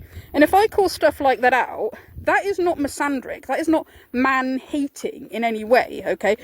Like, I've seen more men call Fresh and Fit out than women, you know. ABBA and Preach, they're like always calling out and making fun of the guys from Fresh and Fit, okay? It's like, it's not man-hating, alright? And this, I don't know, this sort of, it's this tribalistic thing that people have where you've got to be on one side or the other. You've either got to be left-wing, right-wing, anti-feminist or feminist. You've either got to agree with everything the Manosphere and the Red Pill community say, otherwise you're obviously a man-hating feminist. You know, this stupid tribalistic thing where there's like no in-between thing, okay? And, but also like, a lot of the content in the Manosphere is, like I said, it's not men's rights, it's bashing women, okay, because that's what gets them the most views and makes them the most money, okay? You get like the whatever podcast is like, what, they have like about 5 hours of, I can't believe anybody sits through that crap, okay? 5 hours of like having OnlyFans women on, and then they'll make their short videos, their little shorts that they'll chop out of the, you know, massive video where they'll say like, oh, that they'll title it like, oh, feminists got triggered by this, or this feminist couldn't handle the truth, or this feminist this, or this feminist that. And this is what I mean when the word feminist is getting overused. It's like, well, do you know they're feminists? Like, you're just calling any woman a feminist, any woman that they disagree with, or any woman they want to make fun of, is just being labelled feminist.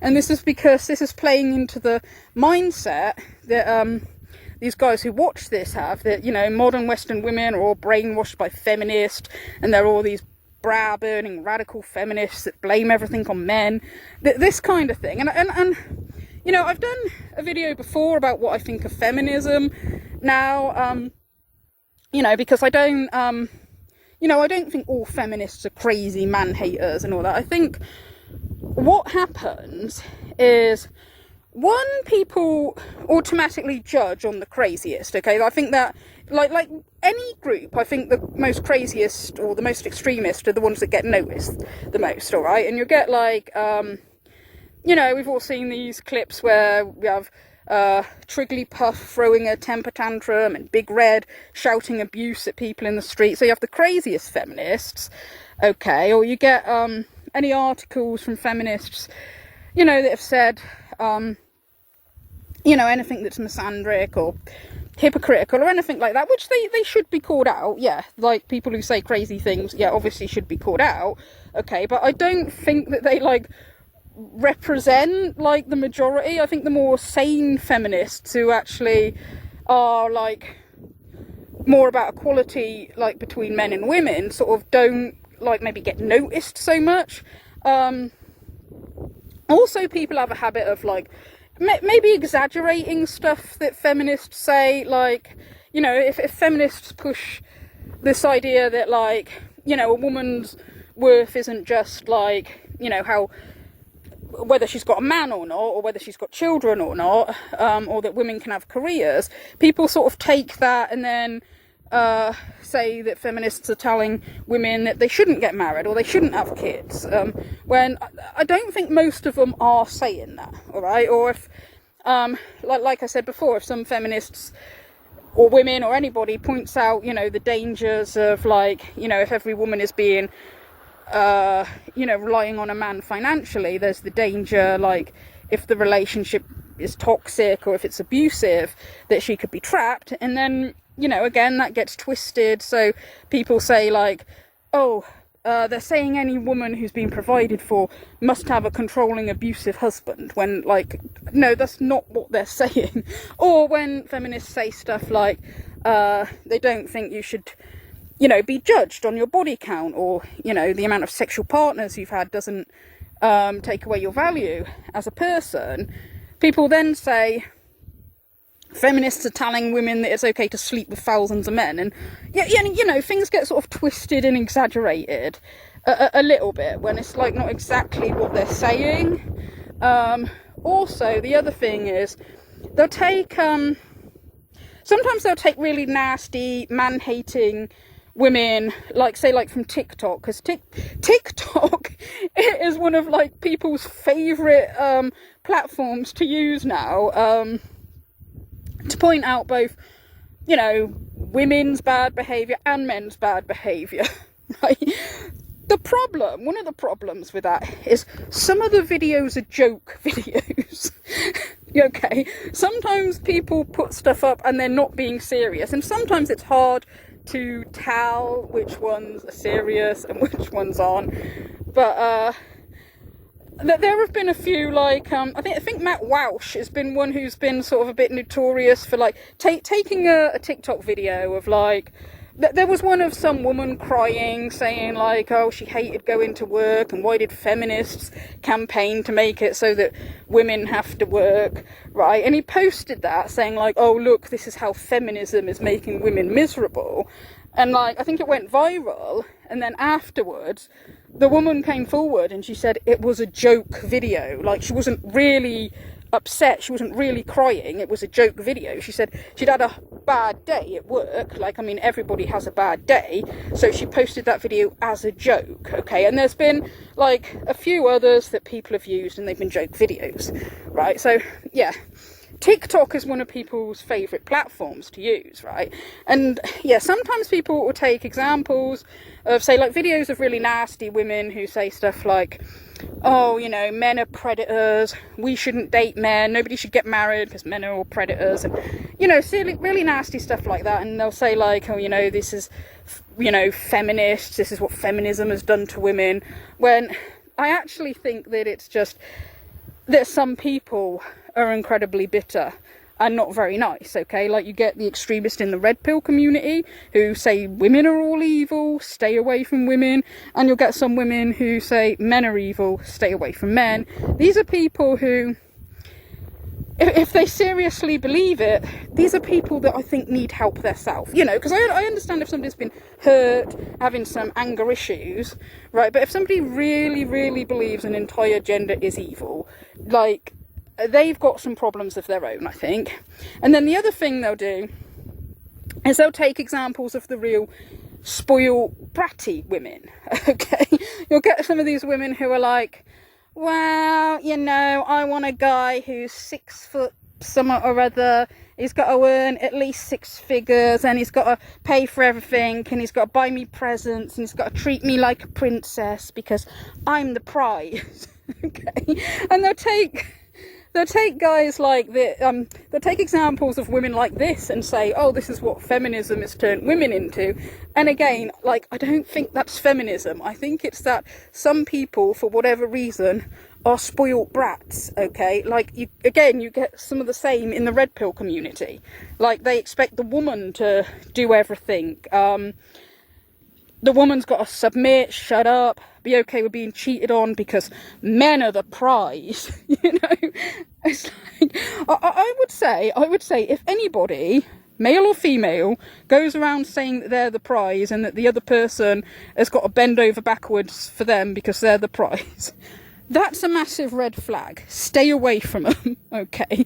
That's just, some people can be toxic, okay? I kind of have my theories that I think the most toxic people sometimes are the ones that rise to the top on these, like, social media and on TikTok and on YouTube, okay? I think that more, like, sane, decent people don't get noticed so much, but people that are, like, incredibly arrogant and think that they're somewhat special and should be treated better than everybody else, these seem to be the people that, like, I don't know, rise to the top and get noticed the most, okay? So that's what I think there, okay? Like, so yeah, the term feminism is being, like, overused. Laura, where have you washed up in your life? I mean, how do you feel now as a woman about your place in society? Have you found love again? Are you going to get married again? Kids? I mean, what's your worldview now of that, for example? I'm a lot less strict in my life about how I think it's supposed to look. You know, I'm not delusional about the fact that I'm not an easy person to be with. As Andrew has pointed out, I've made a lot of poor decisions in my life. Not all of it because of my own fault, some of it, but going viral at 19 for being on the right wing, getting slandered as a Nazi, a white supremacist, banned from countries. I can't even rent places to this day unless it's from a friend or a friend. I can't get a mortgage. I have federal agents trying to turn me into an asset. Like, these are things most people can't handle. I'm actually dating a lovely conservative guy right now, so I'm healing that part of my life at the moment. We'll see where that goes, but it's not advocating that my life is the perfect model. I'm saying I made a lot of mistakes, and I made a lot of mistakes because I got sucked into the internet and the performance over what reality was. I was more interested in projecting a certain ideology and getting likes and accolades than actually living that and changing my own life. And I think that's the biggest problem with stuff like the Whatever podcast, Andrew, is it's an insult to the intelligence of the audience to pretend it's anything more than clip farming to humiliate these girls for entertainment and money. If you really care about someone, you take them off camera and you talk to them about their soul. You don't ask them, do you identify as a Christian on the internet? You ask them how their journey is off camera. You don't try to clip farm to humiliate them. That's a completely different thing than actually guiding people towards healthy lives. Well, that's good to hear. I certainly hope that Lauren Southern has some good stuff happen to her now. You know, I think it's quite big of her, in my opinion, that she can sort of admit that she's sort of changed her views quite a bit, because I think that's sort of, you know, a bit difficult for people to do sometimes, to admit that they're, you know, that they think that they're wrong about some stuff. Okay, so that's all I've got to say about that. Thank you, everybody, for listening.